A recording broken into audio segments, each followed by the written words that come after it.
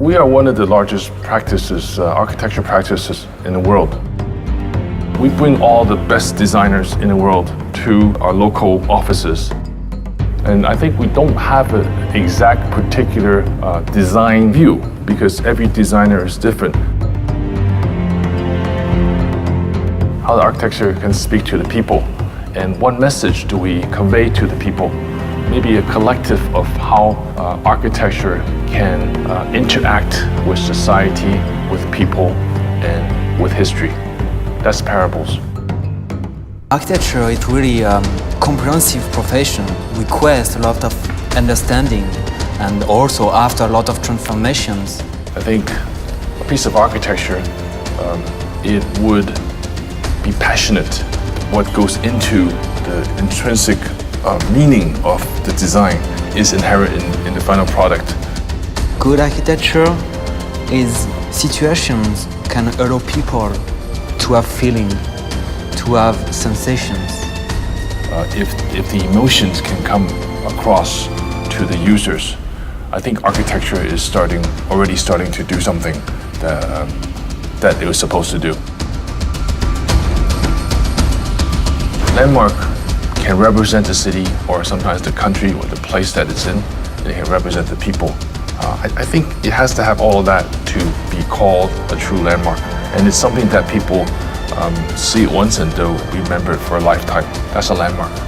But then, as soon as you come with reason and shape, something a bit more tasty happens, a bit more magic. Well, more and more people are traveling and they go to see this building because this building is interesting.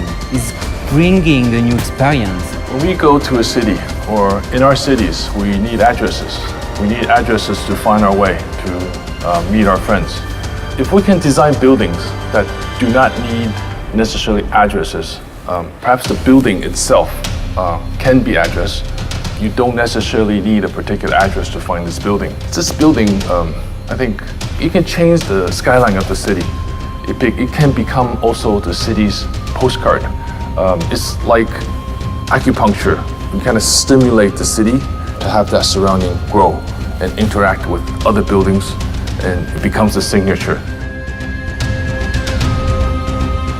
In the bamboo shoot, we call it 雨后春笋, which has a very positive meaning. The 笋, it grows very fast and has a very inspirational and very prosperous meaning in the Chinese culture. It's very, very visible. So we wanted to create a cultural icon for the city of Taichung, for the prosper of the city itself. The tower itself is very morphic. It looks, it's not square. It's a very special shape. Lots of curved lines, and so this functionally is good for the inside because you have a lot of corner areas where you can look out onto both sides. Us as international architects, I believe that all buildings should not be the same, and it should express something that's very meaningful. The building, in the end, designed for Taichung, should belong in Taichung. It should not belong in New York. It should not belong in London or Paris. We design for the Taichung people, for the Taiwanese people.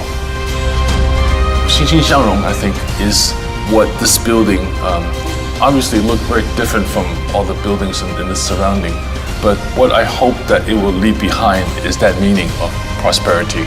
And it's designed for the specific culture of Taichung.